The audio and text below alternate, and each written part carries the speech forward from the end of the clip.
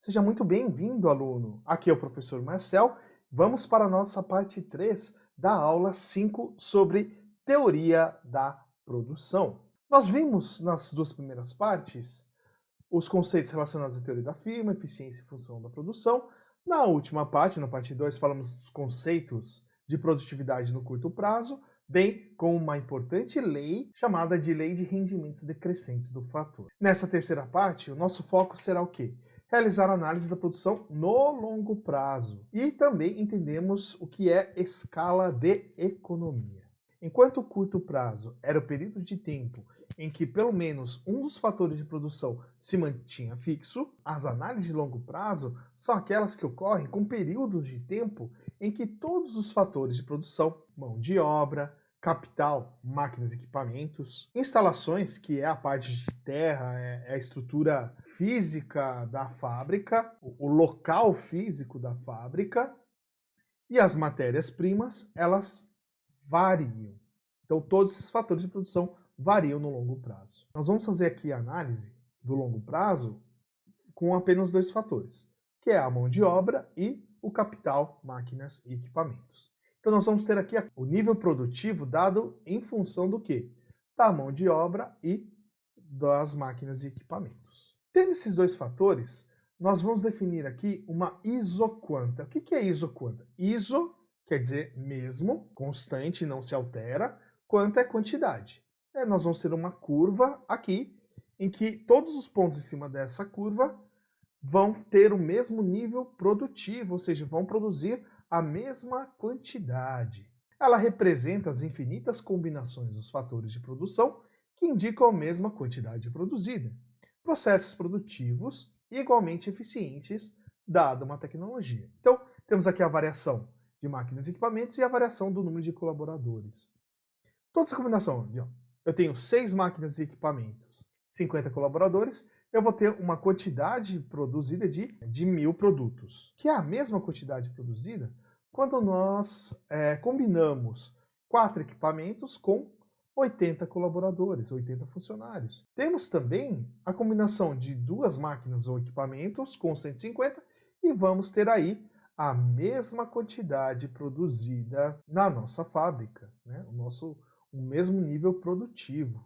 A combinação dos fatores de produção que estão em cima dessa linha vão ter como resultado um nível produtivo aí de 1.000 produtos sendo produzidos. Ela tem inclinação negativa porque, dado um aumento de um fator produtivo, se eu aumentar o outro fator produtivo, provavelmente eu tenho o quê? Um aumento no nível de produção, ou seja, eu vou aumentar a quantidade produzida. Então, quando um fator sobe, o outro, obrigatoriamente, para manter constante o nível produtivo, tem que descer. Então, vocês percebam aqui, o aumento do fator mão de obra, para eu manter o mesmo nível produtivo, eu tive aqui uma diminuição no fator de capital físico. Ela também é convexa em relação à origem. Ela forma essa barriguinha aqui em relação à origem. Para uma mesma quantidade produzida, quando aumentamos um fator, consequentemente teremos a queda do outro, aí dando uma declividade negativa. Este é o porquê dessa curva ter inclinação aí negativa, ela ser decrescente. Podemos definir aqui a taxa marginal de substituição técnica. O que é essa TMST? Ela representa a taxa de intercâmbio, de troca, de um fator pelo outro, mantendo-se o mesmo nível de produção. Entre 6,50 e 4,80, nós vamos ter aqui uma taxa marginal de substituição técnica. Nós vamos manter o nível produtivo, mas conseguimos variar, trocar os níveis dos fatores de produção. À medida que aumenta-se a quantidade de trabalhadores, nós reduzimos o capital físico, a nossa TMST, ela vai diminuir. Ocorre devido à dificuldade crescente de substituir um fator pelo outro, devido aos rendimentos decrescentes. Vocês podem ver que essa curva ela não decresce assim constante. Nós temos um declive maior aqui no começo, em que há uma fácil substituição de um fator pelo outro. Nós vamos perceber aqui que essa taxa ela se torna menor. Porque aqui nessa parte da curva a gente tem uma dificuldade maior de trocarmos um fator produtivo pelo outro, devido ao quê? À lei dos rendimentos decrescentes que nós já vimos. Quanto maior o número de colaboradores, um acaba atrapalhando o outro, então eu não tenho um aumento produtivo tão grande, uma produtividade marginal grande para um N muito grande aqui. No longo prazo, nenhum fator é fixo, podendo ter aumento, né, abundância, ou reduções, escassez relativa. Se o nosso N aumenta em relação a K, teremos trabalhadores menos produtivos, ou seja, menores produtividades marginais em relação a trabalhadores, e máquinas mais produtivas, maior produtividade marginal em relação a capital. Quanto maior o nível produtivo, menor vai ser o incremento que aquele nível vai oferecer para a produtividade total. Quanto menor for esse nível produtivo, esse fator produtivo, maior vai ser esse incremento na produtividade total. Quando nós temos um conjunto de isoquantas, nós definimos o que nós chamamos de família ou mapa de isoquantas. Essa escolha da isoquanta corresponde ao que o empresário deseja produzir. Por exemplo, eu quero produzir 3.000 unidades, utilizar essa isoquanta aqui, e aí posso perceber todas as combinações dos fatores produtivos que me oferecem esse nível de produção de 3.000. Dependerá do custo de produção e também da demanda do produto. Essa escolha, né, do nível produtivo vai depender do quê? Da demanda, aí lei da oferta e demanda, relacionada às pressões de mercado e também aos custos de produção.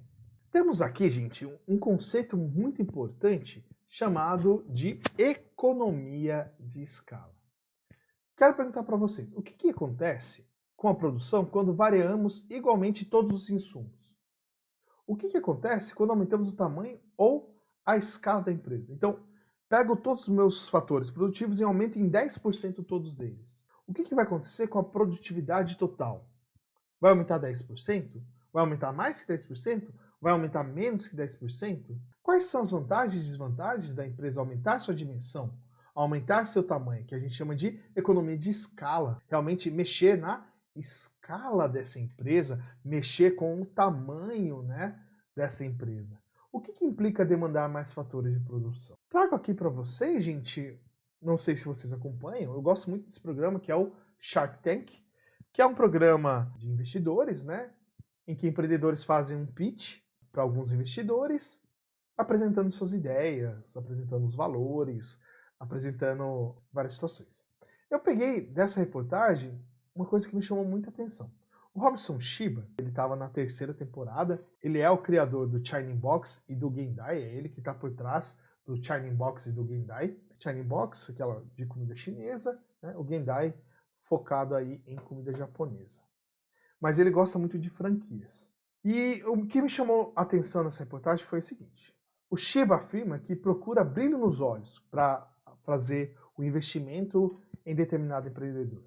Ser empreendedor, se emocionar, tem muito comprometimento e, obviamente, invisto naquelas empresas em que consigo ver escalabilidade. Ou seja, quando consigo escalar em franquias, consigo fazer a reprodução desse modelo para mais unidades produtivas.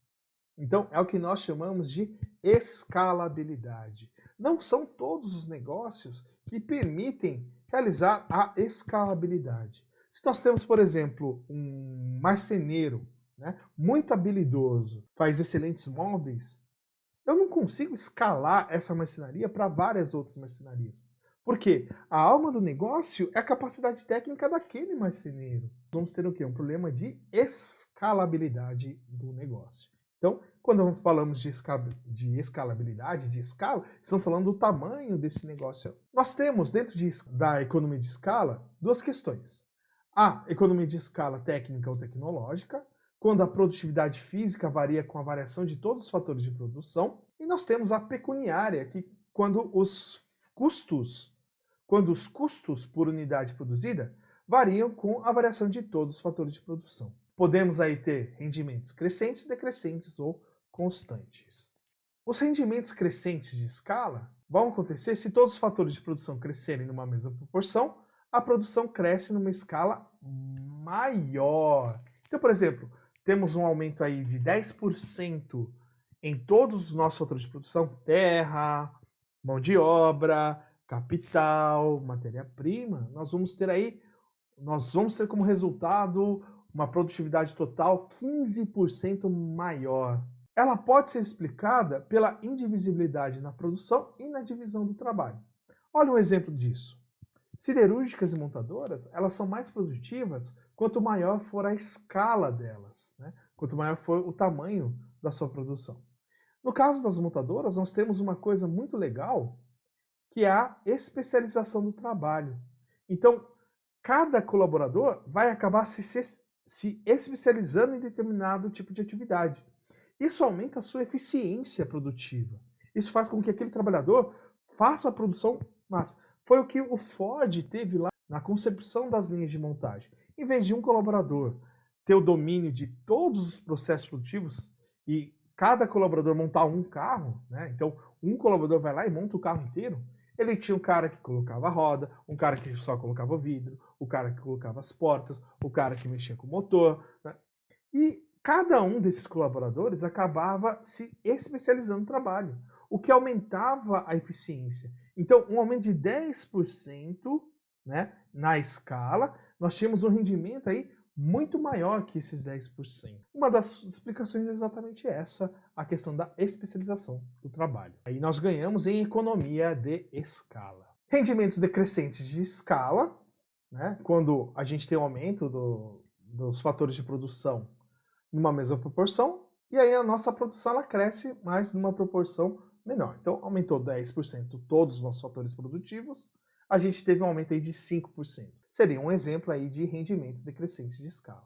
Por exemplo, o que pode ocasionar isso? A expansão da empresa pode provocar uma descentralização que pode acarretar problemas de comunicação entre a direção e as demais áreas da empresa. Você, engenheiro, precisa sempre estar atento a esse tipo de situação para poder eliminar ruídos, né? Problemas de comunicação na empresa, entre as várias áreas dessa empresa. É fundamental para uma empresa saudável ter bons canais de comunicação entre as diferentes áreas. Todo mundo saber o que está acontecendo com todas as áreas. Temos aqui um último caso de rendimentos constantes de escala, né? Quando todos os fatores crescem em determinada proporção, a produção cresce nesta mesma proporção. Aí as produtividades médias dos fatores de produção permanecem constantes. Esse é o último caso dos rendimentos. Esse é o fim da nossa aula 5. Espero vocês no sábado, dia 18/7, para estudarmos e discutirmos casos relacionados à teoria de firma. Lembrando, a lista 7 já está disponível para vocês. Lembrem que não vou aceitar listas fora do prazo. Desejo a você ótimos estudos. Tirem as dúvidas nos fóruns de dúvidas dentro do Google Class. E até a próxima. Tchau, tchau!